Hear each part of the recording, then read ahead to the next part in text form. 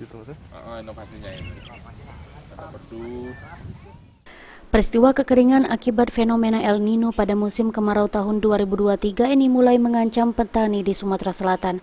Menanggapi hal tersebut, pihak Dinas Pertanian, Tanaman Pangan, dan Hortikultura Sumsel tidak tinggal diam. Ditemui pada Kamis 14 September 2023, Kepala Dinas Pertanian, Tanaman Pangan, dan Hortikultura Sumsel Bambang Pramono mengatakan, mengantisipasi kekeringan ini, para petani di 7 kabupaten utama seperti Ogan, Kompring Ulu Timur, Banyuasin, Oki, Oi, Pali, Musirawas, dan Muara Enim sudah didorong untuk memanfaatkan lahan lebak yang saat ini kering untuk perluasan lahan tanam, serta memundurkan masa tanam ke bulan Oktober, November, dan Desember.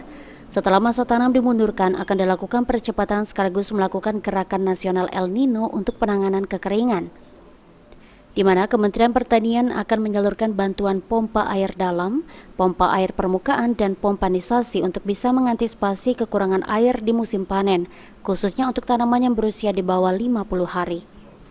Bisa tanam menjadi tanam. Daerah mana aja Pak kalau yang sekarang? Kalau ini kita yang 7 kabupaten utama, jadi ada Oku Timur, Banyuasin, Oki, Oi, Pali, Musirawas, dan Muara Enim.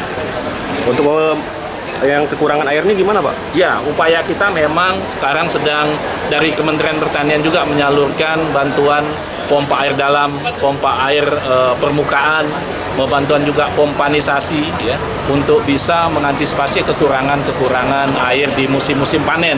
Ada tanaman-tanaman kalau dia sudah di atas 2 bulan lebih, yang tinggal beberapa hari lagi tidak jadi masalah. Tapi yang sudah baru tanam, umurnya masih di bawah 50 hari, ini menjadi persoalan untuk bisa terpenuhi kebutuhan air. Ditambahkan Bambang Pramono, pada musim kemarau ini dari pantauan belum ada hotspot di lahan pertanian produktif di Sumatera Selatan. Kendati sejumlah lahan gambut seperti di Kabupaten Ogan Ilir sudah mulai mengalami kebakaran, utamanya pada malam hari. Sandi Pratama, PAL TV.